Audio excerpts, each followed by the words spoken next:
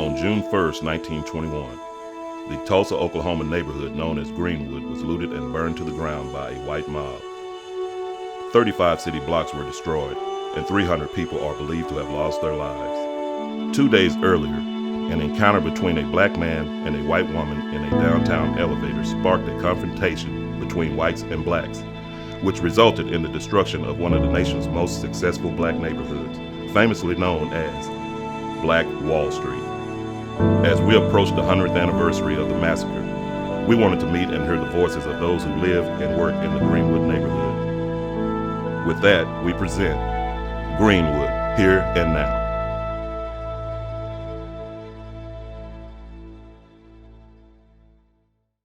If you could tell us a little bit, Cheyenne, about sort of how you got your starts in Greenwood, how you got to Greenwood, and how this business sort of came to be, this boxing business came to be. Yeah, so, I went to my coach's gym, Coach Keith Reed, and I would help him at his gym here and there and train people. And I had ran into this guy again on Greenwood. I can't really remember what I was doing down there, but I know he had reached out to me, and he originally wanted me to start off doing insurance with him and kind of learning about that. And then he also had a space on Greenwood, and he was like, well, on the side, outside of your insurance training, if you want to, do your own boxing classes there. And I was like, I really hadn't even thought about it. And I was like, wow, okay. And so I just kind of started there, and then I ended up branching and getting my own, just my own basic small space. And I had a lot of people come in, and my equipment was very limited. And then I'd say, I've only been open less than 2 years. March of 2021 will be 2 years.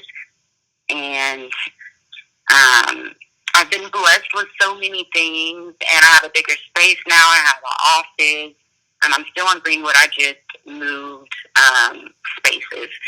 So now I have a boxing ring. Excuse me. I have a boxing ring that has been donated to me from DAZN Boxing. They're like a sports broadcasting network, kind of like the Netflix of sports, basically. So it was just really interesting because I didn't even know anything about them. I had to do my own research, and I was so grateful. And that was one of my things I was worried about for the kids, was getting a boxing ring for them. And now that we finally have that, it's like everything is just coming together. My main purpose and what my gym does to the community, we don't just teach boxing. I don't just coach boxing. Like, I use the same things that my coach taught me. Literally everything I do is everything that my coach taught me. So from discipline to the tough love to talking about Jesus Christ and making him first in our lives, he would always tell us it's God, yourself, and then your trainer. So if you put God first and then you believe in yourself to get through it, and your trainer's got your back. So I've just really stuck by that and a lot of other principles that Coach Reed has instilled in me. So I just keep it going. I just give back, and I'm doing my own thing, but a lot of the foundations come from Coach Reed. So I'm so blessed to have him in my life when I was 17 and needing a dad and a father figure, and so now I can kind of give that back as being like a big sis to these little kids, and so yeah, that's really it. In the future, I'm not really sure where this could go or how many champions I could have or where God will place me, but I'll just take it day by day for now.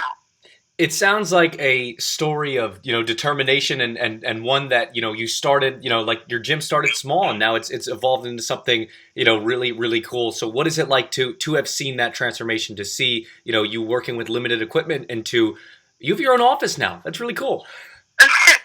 Yeah, it's really amazing because I only had one piece of equipment that Coach Reed gave me, and the big grand opening, a lot of people came, but guess what? Like the first 6 to 8 weeks, nobody came, and I was working another job, so I would get off of that job and go and sit at the gym like all day, trying to wait on people. Like I didn't know how to advertise myself. I didn't know how to get customers coming. I'm just thinking, hey, you guys know I have this space. Come see me. You guys already know my resume.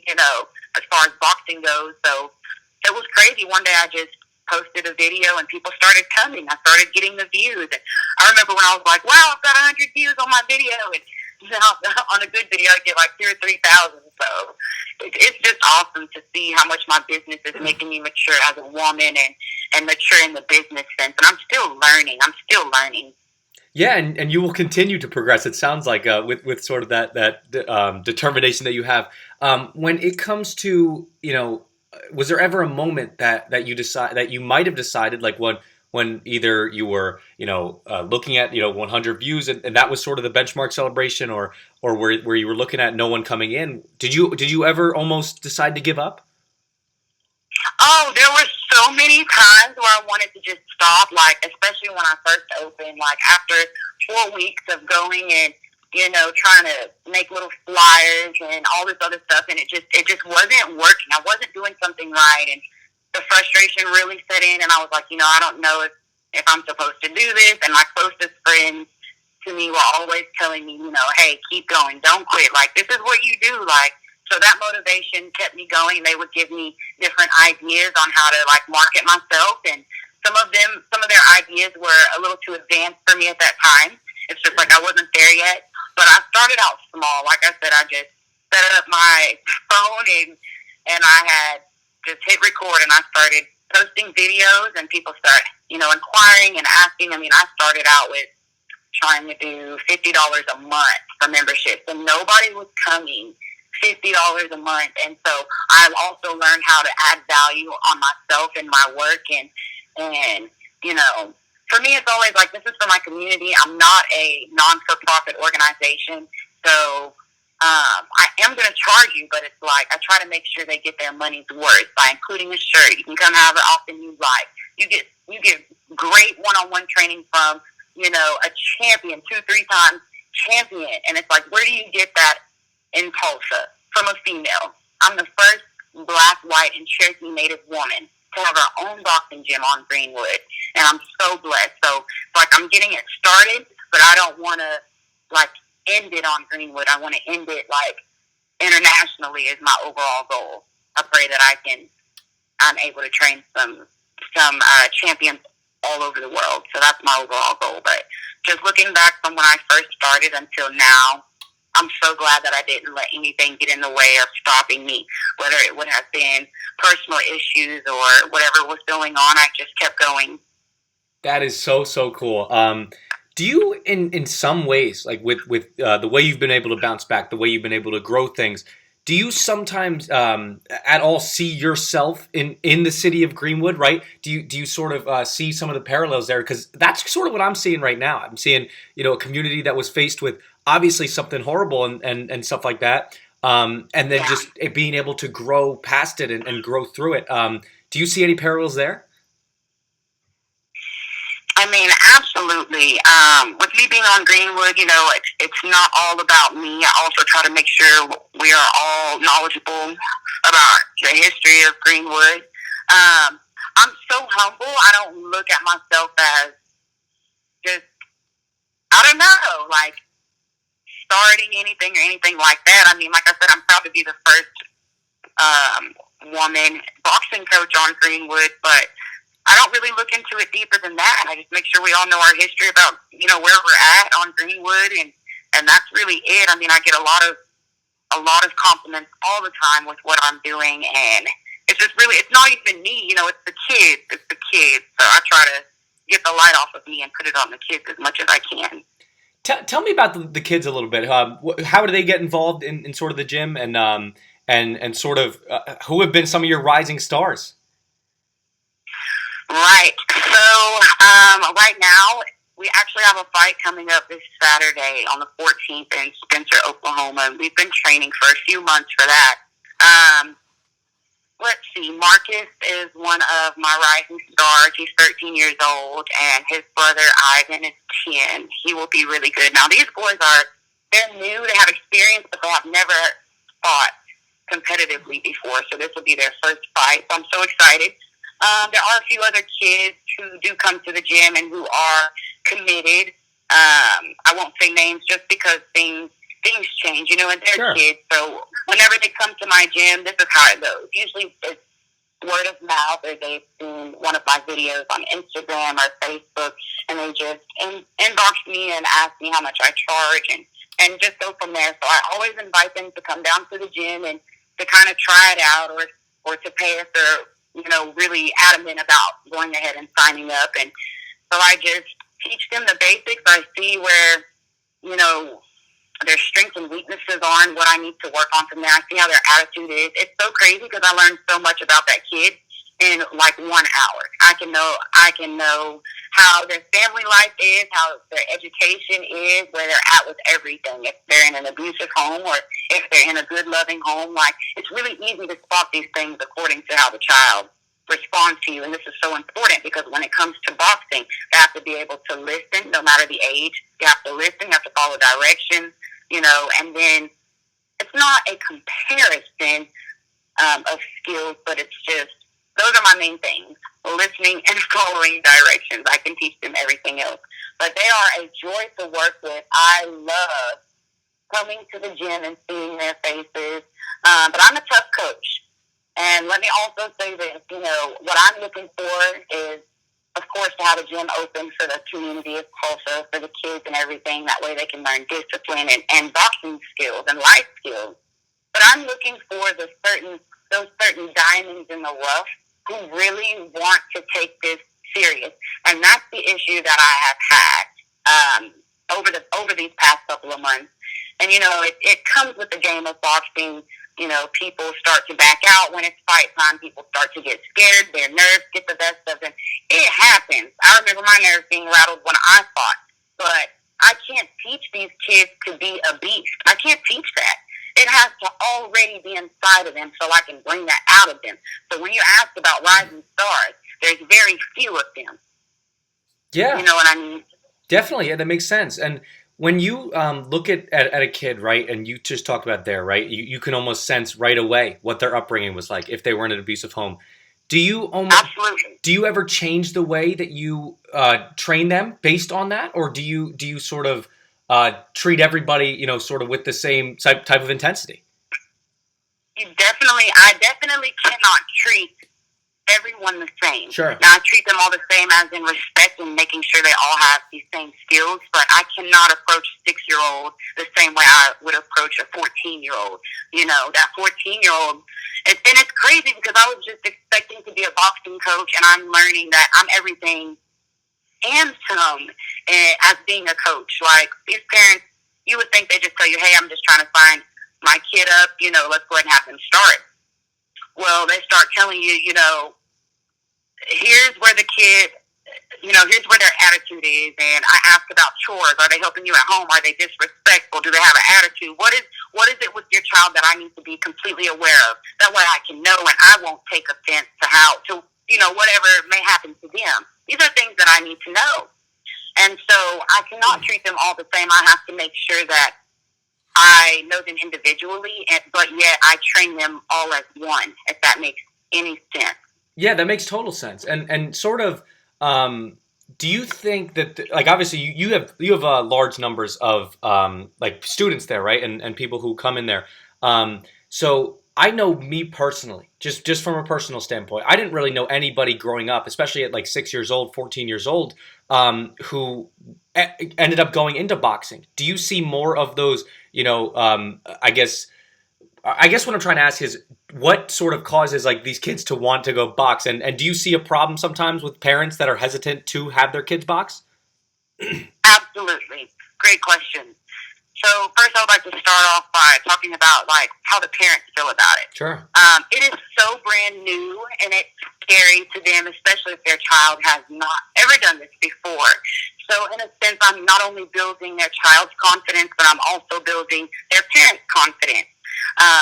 So sometimes I have a mom that'll be like, I don't want him to get hit too hard, or I don't want him to get hurt, or anything. Because hey, my mom was the same way. So I'm like, okay, as long as they follow direction, and I'm able to see them progress, they will be just fine. Because I'm going to give them the skills and the tools that they need. But as long as they listen and follow my direction, they will be fine. And another thing too is I don't throw their child into a fight. There's a lot of gyms that just throw the kid in there just to see what they're about and it's not. I don't do that. My coach didn't do me like that. I've got to teach you about boxing first. And then once I see you're gaining the skill and the confidence and it's a habit, these things are becoming just a natural good habit, then we'll go from there. So it's a process. It's a process. Now, when it comes to the kids wanting to fight, I have to, on some of them, they are not ready yet, and so I have to kind of bring that down, but I don't take it away from them. You know what I mean? I still want them to feel like, hey, I want to fight, but let's keep on practicing. Let's work on these bad habits first, and then see how you do in sparring. Like I said, there's levels to it, and then we'll see if they're ready to actually fight. But what else can I tell you about it?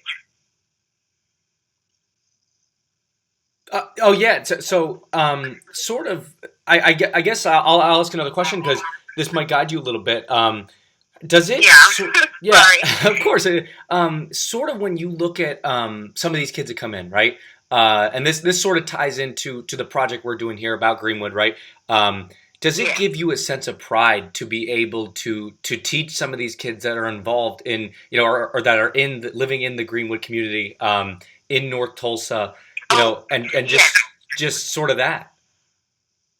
Yes, okay, so I definitely think that boxing, I think everyone should try boxing. I mean, it's not just about, putting it in an urban area. This is for everyone right. in Tulsa. It's just more convenient for the children in the north side of Tulsa.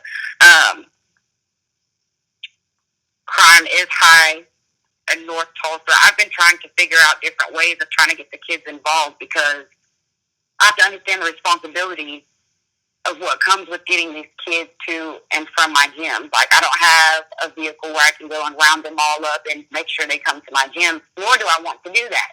You know what I mean? But at the same time, everyone is just not able to make it, or they're not able to pay. It's like, it's always something. But for me, the resources and, kind of going out and doing the footwork, I think shows more value in Greenwood and in myself and what I'm trying to do for my business than anything else. Boxing is so important because it's kept me out of a lot of trouble and helped me go through school. Like the foundation that my coach set it up for me, it was just a win-win situation. And if you don't do this, then it's on you. I don't know how to make this generation of kids want to fight to compete, because that's my overall goal. So in a sense, it's like a recreational place for them to come to, for them to get some steam off or whatever they're going through at home. To have an extra place to come to, like a safe place. But to be honest, this generation of kids, I'm just going to be really honest, they're very soft. Very, very, very soft. They're crybabies. They're crybabies. Now, so it's hard to deal with children who have a lot going on at home, and then the parents sometimes can be more pushy with those kids for them to box, and I don't like that either. So there sometimes has to be room for lots of conversations going on, and I have to let them know, hey, I'm just a boxing coach, I'm not Dr. Phil. You know what I mean? Because that's what they're wanting. And so when it comes to Greenwood, I just try to stick to the principles. I try to just teach them about the history of it, let them know what's going on, and coach boxing. That's really it. I'm trying to reach out to as many people as I can to get them to come, but I really don't know. I mean, I'm a hard coach, so I really don't know. That is so interesting. Only the strong can survive with me. Yeah, and you get to see it firsthand. You get to see the generation differences firsthand. That's so cool. Yeah. Yeah, and it is. So I mean, it's no disrespect. Let me just reiterate on sure. me saying that this generation of kids is soft, because that is absolutely true. Mm-hmm. It's not about just the kids; it's the parenting. The parenting. I completely agree. Because if the parents aren't setting the foundation at home, you've got parents who don't even want to sit down and do schoolwork with their children. because Totally. of the virus, because, right now, because they have to work or whatever else. So how am I going to spend and invest this extra time into your child for boxing when education definitely comes first? 100%. And with my generation, my coach has let me know, and we all know in Tulsa, my boxing team, me, Orlando, Ryan, Alfred, and Fender, we were like the last top-notch elite group, all of us. We trained hard, no complaining. We did what we were supposed to do. We all tried to keep our grades up. We were all teenagers, but we really stayed dedicated and focused in looking at these kids coming up. Now it's just a whole nother world. And it's so funny because that's probably what our grandparents or whatever say about us. We're like, these kids are crazy. That is so true. So, yeah, there's just a huge difference. There's a huge gap, right? And it's so weird. I even see it with my generation, right? And sort of the younger kids now that I'm looking at, I'm like, oh my goodness, what's wrong with these kids? It's like, I call it the TikTok. I call it the TikTok generation. And that's just a year or two younger than me. Oh my goodness. That's so true. It's so funny. Okay, last two questions for you are a little bit on a less serious note, okay? First and foremost, Okay. who is your boxing inspiration? Coach Reed. That is so cool. Is he, yeah, he's the coach that sort of inspired you, like throughout this whole process? Coach Reed is my boxing inspiration because I've never met anyone else in my life that is a coach, but who does way more than that. He's your dad. He's your instructor. He's going to feed you. He's going to take care of you. He's your friend. I mean, everything. And he has accomplished and achieved so much, and he hasn't let anything get in his way. I just admire him. I admire him in everything that he does, and so I just kind of want to follow his lead as well and just make everyone happy. But I'm not going to sit here and say a professional fighter, anyone like that is my idol. My only idol is Jesus, but I admire Coach Reed. He's the only person. That's amazing. That is so cool, and you have a great personal connection with him, so that's even better. Yeah. Last question for you. Okay, this is on a way less serious note. Okay, I am 5'10". I am 175 pounds. Could you kick my butt? I could, yes. You better keep your hands up. Of course. Also, not only just that, not only from a physical standpoint, but could you kick my butt in a workout? If you were my instructor. Probably. Yes, probably. How many push-ups can you do straight away? I haven't tried it out in a while, so I feel like I would probably get my butt kicked by your workout. So I think we should try this out sometime. Throw me a number. Can you throw me a number? I'll throw you a number. Okay, I can if I really put my mind to it, I could probably do 25. That's awesome. That's good. I can hit 100 straight. And Oh my gosh. Hey, you're more than welcome to come to my gym anytime. We are going to make this happen, Cheyenne. Thank you so much for doing this interview. I really appreciate this, sincerely. No problem. Thank you for your time. Of course. You have a great day, okay? You too. Okay. Bye-bye. Bye-bye.